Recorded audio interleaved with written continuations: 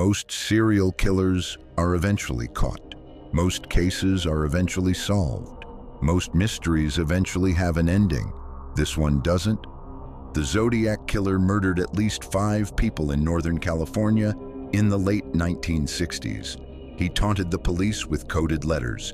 He threatened to kill dozens more. He gave himself a name. He dared the world to catch him, and nobody ever did. This is the story of the Zodiac Killer, the most famous unsolved serial killer case in American history. A case that has haunted investigators, obsessed researchers, and terrified the public for over 50 years. And a case that remains open to this day. To understand the Zodiac Killer, we need to go back to Northern California in the late 1960s. The Bay Area, San Francisco, and the surrounding communities was one of the most culturally alive places in the world at that time. The Summer of Love had happened in 1967. The counterculture was everywhere. Young people were experimenting with new ideas, new music, new ways of living. But underneath all of that, something darker was stirring. On December 20th, 1968, a 17-year-old boy named David Faraday and his 16-year-old girlfriend Betty Lou Jensen were parked on a remote road called Lake Herman Road near the city of Benicia. They were on their first date. Someone approached the car. David Faraday was shot in the head at close range. Betty Lou Jensen ran from the car and was shot 5 times in the back. She was found 28 feet from the vehicle. Both were dead.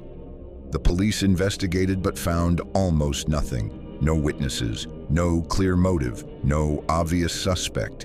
It appeared to be a random, senseless attack on 2 teenagers who had done nothing wrong and had no enemies. 6 months later, the killer struck again.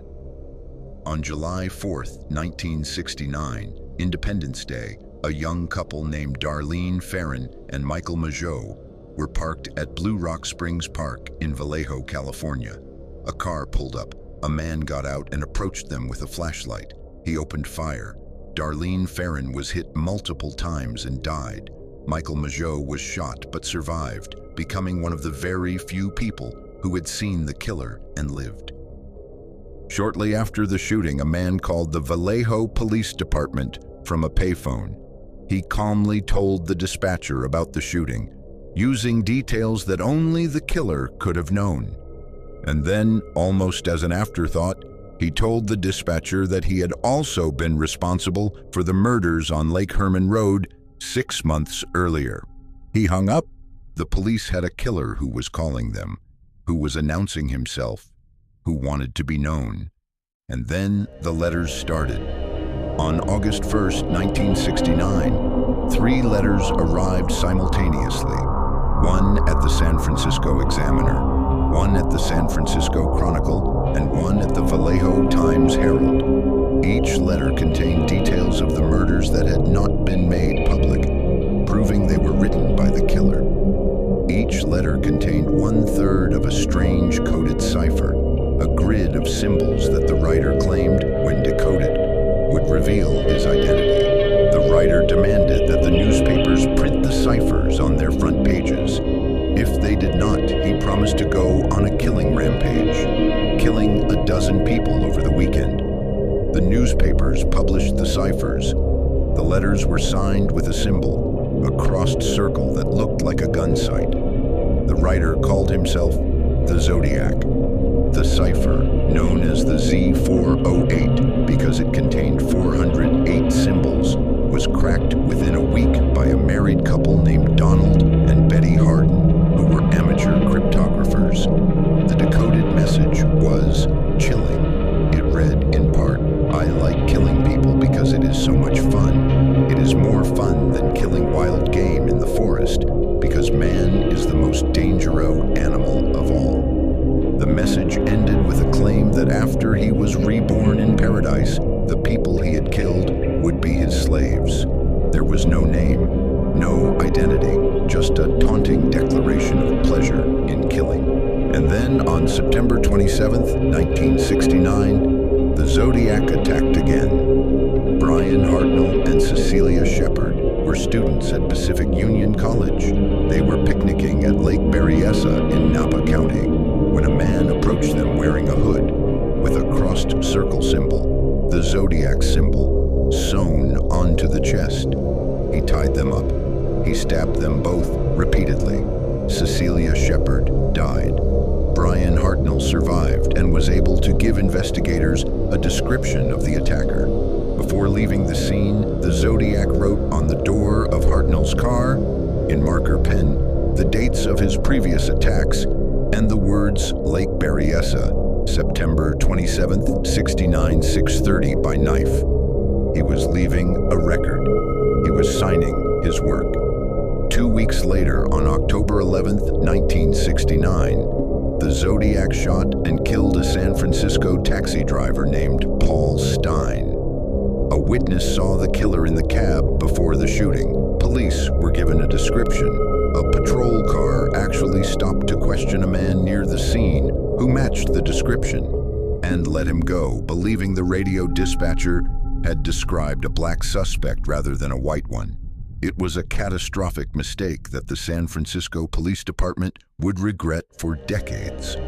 After killing Paul Stine, the Zodiac sent another letter to the San Francisco Chronicle. Enclosed in the letter was a piece of Paul Stine's bloody shirt, proof that he had written it.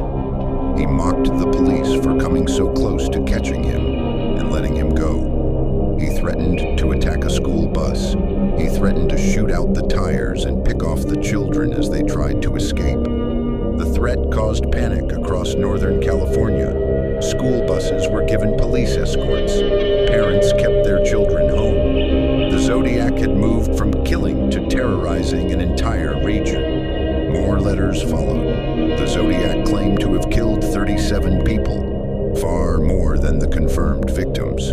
He sent another cipher, the Z340, which was not decoded until 2020, when a team of amateur code breakers finally cracked it using computer analysis.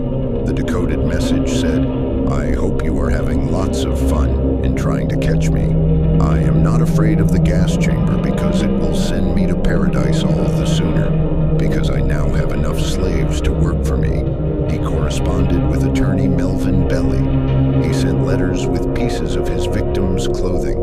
He invented a point-scoring system for his murders, claiming that children were worth more points than adults because they were harder to catch. And then, gradually, the letters stopped. The last confirmed Zodiac letter was received in 1974.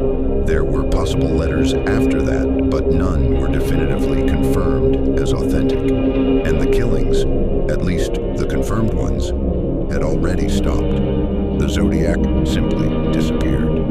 The investigation that followed was one of the most extensive in California history. Thousands of suspects were investigated. Tips poured in from across the country. Investigators developed multiple promising leads that ultimately went nowhere. The most famous suspect was a man named Arthur Lee Allen, a convicted child molester from Vallejo, who had been named by multiple people as a potential Zodiac. He matched many elements of the descriptions given by survivors. He had been in the areas where the murders occurred. He owned a Zodiac brand watch, whose logo matched the crossed circle symbol the killer used. He had written letters containing phrases similar to those used in the Zodiac communications. But his DNA did not match DNA extracted from letters the Zodiac had licked and sent to newspapers. And he died in 1992, before DNA technology was sophisticated enough to be definitive, without ever being charged. Other suspects have been proposed over the years. Researchers have named dozens of men, some more plausible than others. Books have been written. Documentaries have been made. A major Hollywood film, David Fincher's Zodiac, released in 2007, dramatized the investigation and introduced the case to a new generation. The case remains officially open. The San Francisco Police Department still lists it as an active investigation. The Vallejo Police Department does the same. Nobody has ever been charged. Nobody has ever been convicted. Nobody has ever confessed in a way that was verified. The Zodiac Killer, whoever he was, got away with it completely. What made him so difficult to catch? Several factors stand out. He was careful. Despite his taunting letters and his apparent desire for attention, he left very little physical evidence. The DNA on the letters was degraded and has proven difficult to use definitively. The fingerprints found at scenes were partial and inconclusive. He was organized. His attacks were planned. He chose locations that were relatively isolated. He controlled the crime scenes. He did not panic. He was mobile. His confirmed attacks took place across a wide geographic area: Benicia, Vallejo, Napa County, San Francisco. This made it harder to narrow down where he lived or worked. And he stopped. Or at least he stopped killing confirmed victims, which meant the investigation had no new evidence to work with. Cold cases are hard to solve at the best of times. A cold case where the killer may have simply retired is almost impossible. The Zodiac has become one of the great mysteries of American criminal history. His cipher, the Z13, the 13 symbol code he sent in 1969 claiming it contained his name, has never been definitively decoded. His identity remains unknown. His total victim count remains disputed. His motive remains a matter of speculation. He wrote 37 letters. He sent pieces of his victims' clothing. He called the police and told them what he had done. He invented a name for himself and made sure the world would never forget it. And then he vanished. Somewhere out there, or perhaps long dead and buried, is the man who signed his letters with a crossed circle and called himself the Zodiac, who killed at least 5 people and claimed to have killed dozens more, who terrorized Northern California for years, who mocked the police, taunted the newspapers, and dared the world to catch him. Nobody caught him. The Zodiac Killer, the most famous unsolved serial killer case in American history. 50 years of investigation, thousands of suspects, millions of words written, and not a single answer. The circle remains uncrossed.